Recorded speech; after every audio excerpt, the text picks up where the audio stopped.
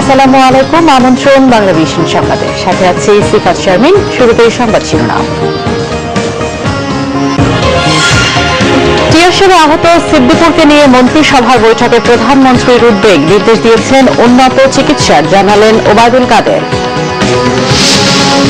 HSC ফল বিপর্যয়, সরকারের অতীতের ভুল নীতির পরিণাম, মন্তব্য সাবেক তত্ত্বাবধায়ক সরকারের শিক্ষা উপদেষ্টা ডক্টর হোসেন জিল্লুর রহমানের। বিরোধী মতের নেতাকর্মীদের হেনস্থা করে নির্বাচনের লেভেল প্লেইং ফিল্ড তৈরিতে প্রতিবন্ধকতা তৈরি করছে সরকার, অভিযোগ রুহুল কবির রিজভীর।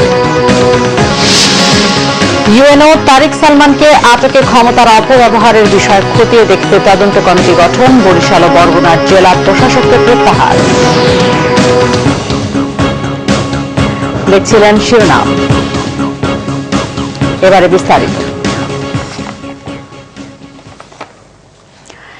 টিয়ারশেলের আঘাতে আহত সিদ্দিকুর রহমানকে নিয়ে মন্ত্রিসভার বৈঠকে উদ্বেগ জানিয়েছেন প্রধানমন্ত্রী শেখ হাসিনা। নির্দেশ দিয়েছেন চোখের উন্নত চিকিৎসার জন্য বিদেশে নিয়ে যাওয়ার।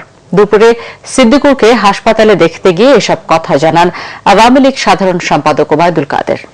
প্রধানমন্ত্রীর এই নির্দেশের পর উন্নত চিকিৎসার জন্য সিদ্দিকুরকে ভারতের চেন্নাইয়ে নিয়ে যাওয়া হবে বলে বিকেলে জানিয়েছে স্বাস্থ্য মন্ত্রণালয়।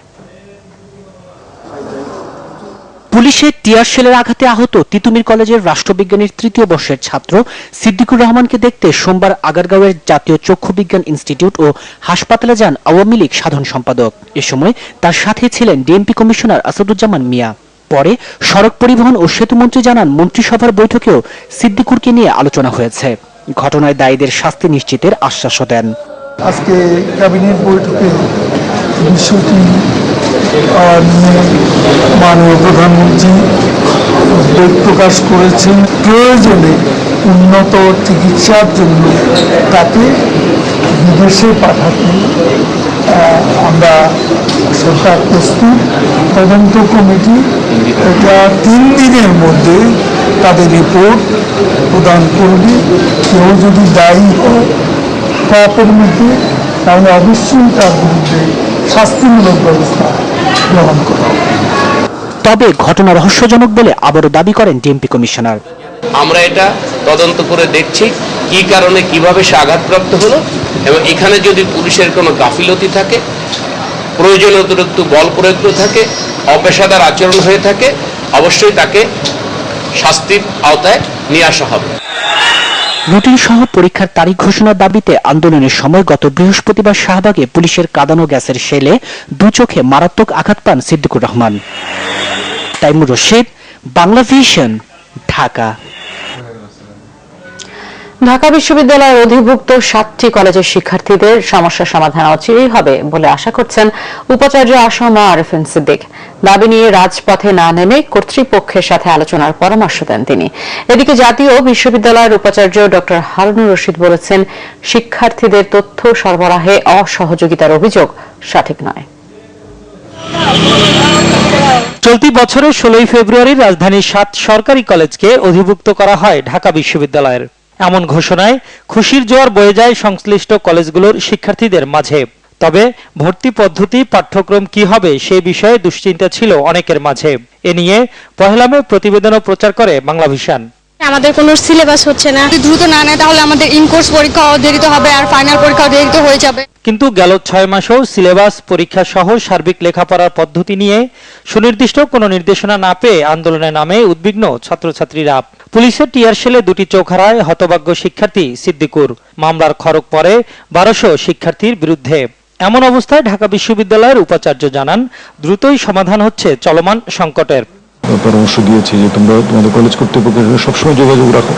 এখানে যখনই কোনো সিদ্ধান্ত হবে তোমাদের কলেজ অধ্যক্ষ সেটা জানবেন, এবং তারপরে যদি তোমাদের অতিরিক্ত কোনো তথ্যের প্রয়োজন হয় তোমরা যে কোনো সময় বিশ্ববিদ্যালয়ের উপাচার্যের কাছে চলে আসতে হবে। ইতিমধ্যেই বিভিন্ন পরীক্ষার তারিখ ঘোষণা করা হয়েছে, পরীক্ষার সময়সূচিও এখন প্রস্তুতির পর্যায়ে আছে।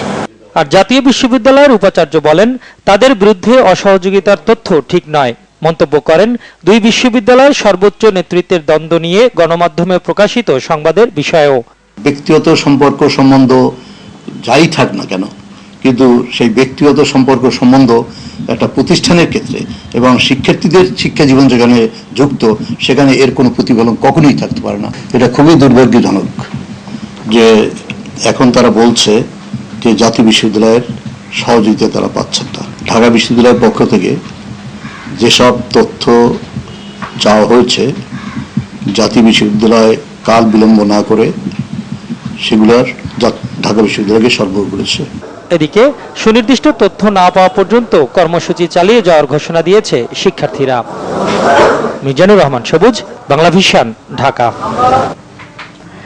নিজস্ব ঐতিহ্য, সংস্কৃতি ও কৃষ্টিকে ধারণ করে এবং বিশ্বের নজর কাড়ার মতো মানসম্মত চলচ্চিত্র নির্মাণ করতে সংশ্লিষ্টদের প্রতি আহ্বান জানিয়েছেন প্রধানমন্ত্রী শেখ হাসিনা। জাতীয় চলচ্চিত্র পুরস্কার 2015 প্রদান অনুষ্ঠানে প্রধানমন্ত্রী এই আহ্বান জানান। শেখ হাসিনা বলেন, 75-এর পর সামরিক সরকারগুলো চলচ্চিত্রকে ধ্বংসের ষড়যন্ত্র করেছে। তারপরও মেধাবীরা চেষ্টা করেছেন এই শিল্পকে এগিয়ে নিতে। চলচ্চিত্র শিল্পের উন্নয়নে তার সরকারের নানা পদক্ষেপের কথা তুলে ধরে প্রধানমন্ত্রী বলেন, সিনেমা হলগুলোকে ডিজিটাল বানানোর চেষ্টা চলছে। এক্ষেত্রে ট্যাক্স হলিডে দেয়া হচ্ছে। সিনেপ্লেক্স বানানোর জন্য আর্থিক সহযোগিতা দিচ্ছে সরকার। স্বল্পদৈর্ঘ্য সিনেমায় নগদ সহায়তা দেওয়া হচ্ছে। শিল্পীদের উন্নয়নে ট্রাস্ট ফান্ড গঠন করা হয়েছে। শেখ হাসিনা জানান, এফডিসি কমপ্লেক্স আধুনিকায়ন ও সম্প্রসারণ করা হচ্ছে, যেখানে আধুনিক যন্ত্রপাতি সহ সব সুযোগ সুবিধা থাকবে।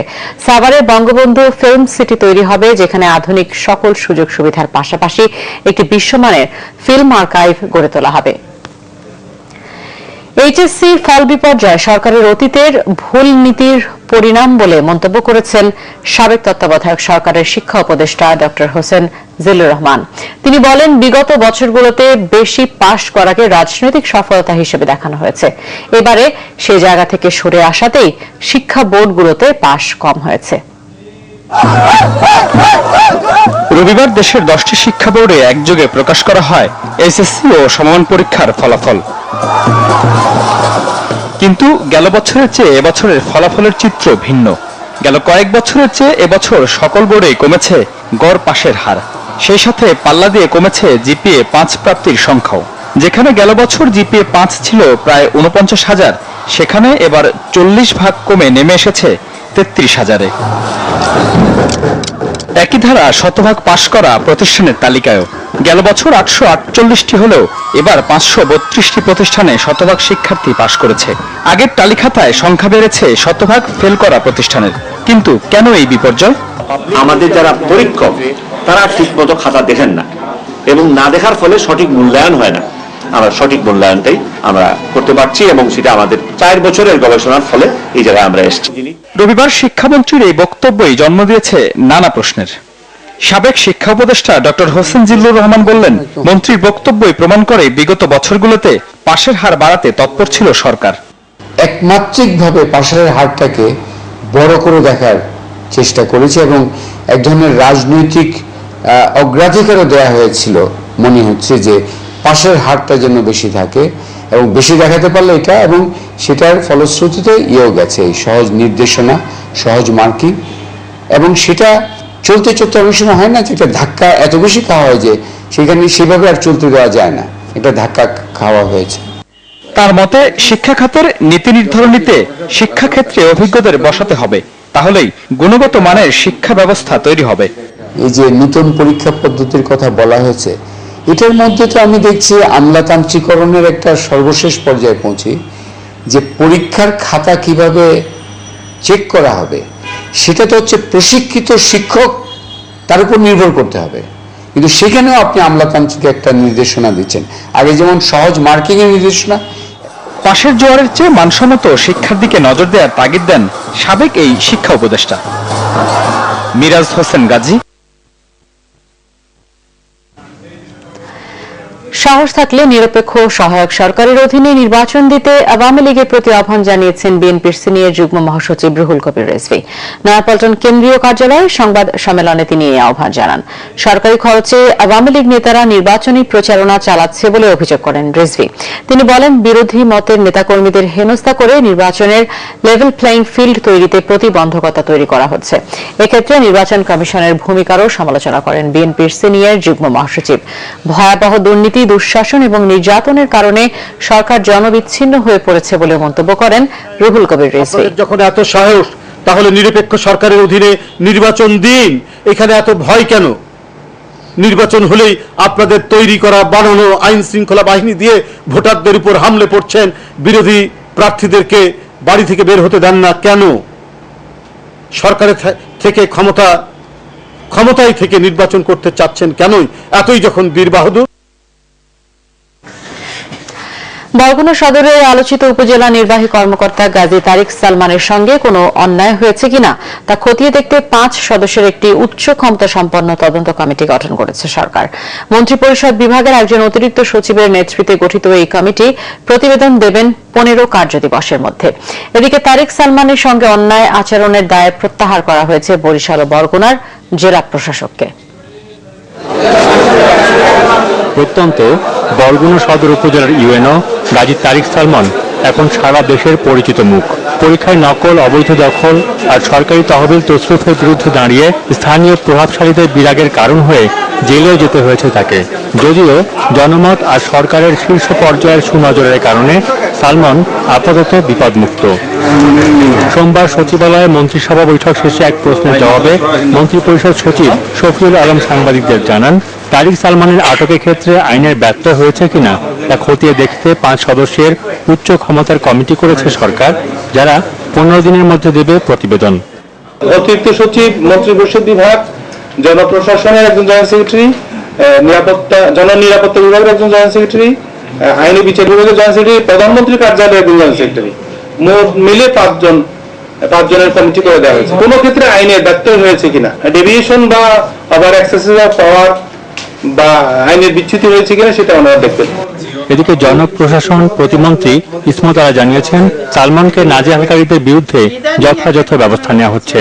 তবে যেসব অনিয়মের বিরুদ্ধে সোচ্চার হতে গিয়ে সালমানকে ষড়যন্ত্রের শিকার হতে হয়েছে কিংবা যে প্রভাবশালী মহলের ইশারায় নাজেহাল হতে হয়েছে তাদের বিরুদ্ধে সরকার কি কোনো ব্যবস্থা নেবে, এমন প্রশ্নের উত্তর দিতে চাননি জনপ্রশাসন প্রতিমন্ত্রী। যেভাবে পদক্ষেপ নেওয়া প্রয়োজন সেভাবেই নেওয়া হবে। দোষী যারা দোষী তাদের বিরুদ্ধে আমরা অবশ্যই ব্যবস্থা নেব। আমরা এর মধ্যে খবর প্রশাসনিক ভাবেই আমরা ব্যবস্থা নেব। অনেক প্রভাবশালী নাম শোনা যাচ্ছে স্থানীয় পর্যায়ের ওখানে। আমি সেই বিষয়ে জানি না, এটা হচ্ছে রাজনৈতিক ব্যাপার, এই ব্যাপারে আমার বক্তব্য। সাইমুল হক, বাংলা ভিশন, ঢাকা।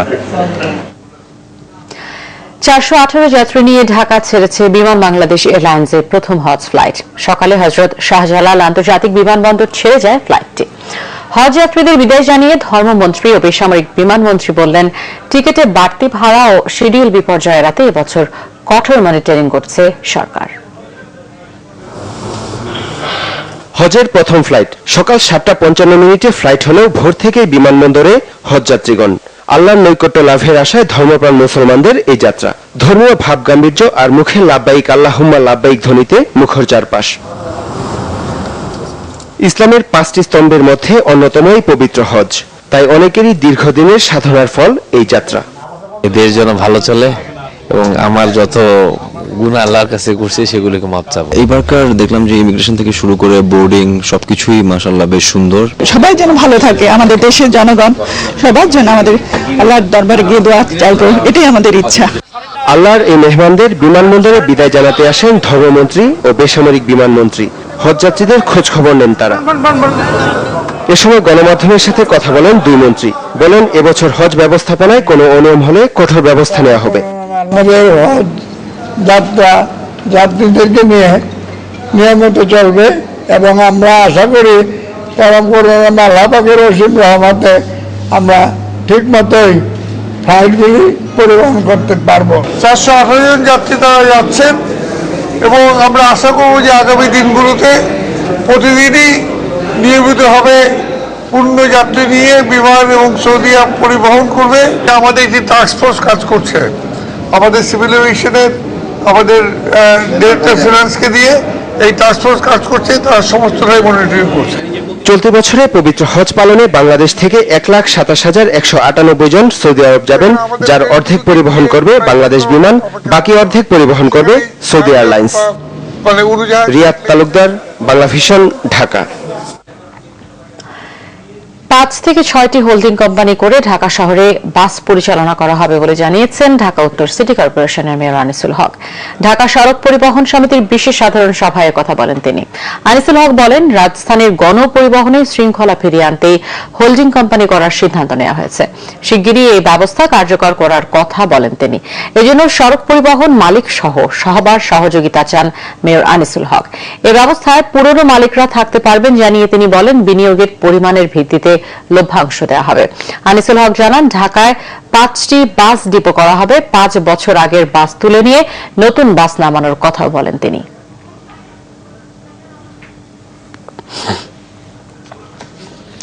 রাস্তাঘাট উন্নয়ন, বর্জ্য ব্যবস্থাপনার আধুনিকায়ন সহ নানা পরিকল্পনার বাস্তব রূপ দিতে 2017-18 অর্থ বছরের জন্য 3,337 কোটি 67 লাখ টাকার বাজেট ঘোষণা করেছে ঢাকা দক্ষিণ সিটি কর্পোরেশন। সকালে নগর ভবনের মেয়র হানিফ মিলনায়তনে এ বাজেট ঘোষণা করেন দক্ষিণের মেয়র সাইদ খোকন। বাজেটে আয়ের লক্ষ্যমাত্রা ধরা হয়েছে 1,064 কোটি 78 লাখ টাকা, যার বেশিরভাগই আসবে হোল্ডিং ট্যাক্স ও বাজার সালামি থেকে। বর্তমানে দক্ষিণ সিটি কর্পোরেশনের হিসাবে উদ্ধৃত রয়েছে 136 কোটি 44 লাখ টাকা। বাজেটে মোট রাজস্ব ব্যয় ধরা হয়েছে 609 কোটি 82 লাখ টাকা এবং মোট উন্নয়নমূলক ব্যয় ধরা হয়েছে 2,568 কোটি 40 লাখ টাকা। জনগণের ট্যাক্সের টাকা যাতে অনর্থক ব্যয় না হয় সেদিকে নজরদারি থাকবে বলে জানান দক্ষিণ সিটির মেয়র সাইদ খোকন। চলতি বছরের ডিসেম্বরে দেশের প্রথম স্যাটেলাইট বঙ্গবন্ধু স্যাটেলাইট 1 উৎক্ষেপণ করা হবে বলে জানিয়েছেন BTRC chairman doctor Shahjahan Mahmud. সকালে রাজধানীর একটি হোটেলে এক সেমিনারে বিআরটিসি চেয়ারম্যান কথা জানান। স্যাটেলাইট কমিউনিকেশনস টেকনোলজি পরিচালনায় বেসরকারি বিশেষজ্ঞ প্যানেলের সহায়তাও চেয়েছেন তিনি। ডক্টর শাহজাহান মাহমুদ জানান, বিটিআরসিতে অনেক মেধাবী কর্মকর্তা থাকলেও স্যাটেলাইট প্রযুক্তির বিষয়ে প্রশিক্ষিত জনবল নেই। মহাকাশে বঙ্গবন্ধু স্যাটেলাইট উৎক্ষেপণ ও সফলভাবে পরিচালনার বিষয়টি খুবই গুরুত্বপূর্ণ উল্লেখ করে এ বিষয়ে প্রযুক্তি খাতের বেসরকারি বিশেষজ্ঞদের এগিয়ে আসার আহ্বান জানান তিনি। সেমিনারে আলোচকরা টেলিকম ব্যবসা ও অবকাঠামো খাতের উন্নয়নে স্যাটেলাইট কমিউনিকেশনস টেকনোলজির ভূমিকা তুলে ধরেন। বিশ্বের 57তম দেশ হিসেবে নিজস্ব স্যাটেলাইটের মালিক হতে যাচ্ছে বাংলাদেশ। ফ্রান্সে তৈরি এই স্যাটেলাইট যুক্তরাষ্ট্রের ফ্লোরিডা থেকে উৎক্ষেপণের কথা রয়েছে। রবিবার থেকে থেমে থেমে বৃষ্টি দুর্ভোগের কারণ হয়ে দাঁড়িয়েছে রাজধানীবাসীর। বিশেষ করে রাস্তার খানাখন্দে পানি জমে যাওয়ায় চলাচলে বাড়তি সমস্যা দেখা দেয়। আবহাওয়া অফিস জানিয়েছে, মৌসুমী বায়ু ও লঘু চাপের প্রভাবে সারা দেশে এই বৃষ্টিপাত আগামীকাল পর্যন্ত অব্যাহত থাকতে পারে ভারী বর্ষণ। রাজধানীতে পানির নিষ্কাশনের সুব্যবস্থা না থাকায় সামান্য বৃষ্টিতেই অনেক রাস্তায় জমে যায় পানি। রবিবার থেকে থেমে থেমে বৃষ্টিতে রাজধানীর অনেক রাস্তায় পানি জমে গেছে, যা চরম দুর্ভোগের কারণ হয়ে দাঁড়িয়েছে নগরবাসীর। এই যে দেখেন প্যান্টের অবস্থা দেখতে পারতেছেন, 2-3 বার গর্তে না পড়া ছাড়া বাসায় যাওয়াটা পসিবল। রাস্তাঘাট বিশৃঙ্খলা, বিভিন্ন খাল পানি জমে আছে, ময়লা জমে আছে, প্যাসেঞ্জার টানলে সমস্যা। বৃষ্টি বর্ষা গাতা হয়ে গেছে, খুবই কষ্ট এলাম। রাস্তাতে পানি জমে খুব করুণ অবস্থা। রাজধানীতে দীর্ঘদিন ধরে চলা ফ্লাইওভারের কাজের সাথে যোগ হয়েছে রাস্তায় নিয়মিত খোঁড়াখুড়ি। তাই বৃষ্টিতে সেসব রাস্তা চলাচলে অনুপযোগী হয়ে পড়েছে। রাস্তা দ্রুত ঠিক করার জোর দাবি করেছেন সাধারণ মানুষ। এগুলির সমাধান করার জন্য উপরে কাজ হইতেছে, নিচের কাজগুলো কি করে দিতে পারে না, চলাচলের উপযোগিতা করে দিতে পারে রাস্তাগুলো। আবহাওয়া অফিস জানিয়েছে, বুধবার থেকে কমতে পারে বৃষ্টি। যেহেতু মৌসুমে সক্রিয় আছে এবং বৃষ্টিটা গুড়ি বৃষ্টি হচ্ছে, মোটামুটি 24 ঘন্টায় মানে খুবই অল্প সময় ব্রেক দিচ্ছে। এটা হয়তো আগামীকালও এরকমই থাকবে, তারপরে হয়তো হেভি বর্ষণ যেটা আছে হয়তো সেটা কমে যাবে, কিন্তু বৃষ্টি থেকে থাকবে। জিএম হাসান, বাংলা ভিশন, ঢাকা। নিচে সিবিসি টাইল সংবাদ বিরতির সাথেই থাকুন, ফিরে এসে থাকছে। অতিবৃষ্টিতে আবারও ধস দেখা দিয়েছে পার্বত্য এলাকায়, তলিয়ে গেছে নিম্নাঞ্চল। বান্দরবানের সঙ্গে সারা দেশের যোগাযোগ বিচ্ছিন্ন। শরীয়তপুরে স্কুল ছাত্রী লিজাকে নির্মমভাবে হত্যা করা হয়েছে। কিডনি, লিভার সহ পোস্টমর্টমে পাওয়া যায়নি শরীরের গুরুত্বপূর্ণ অঙ্গ।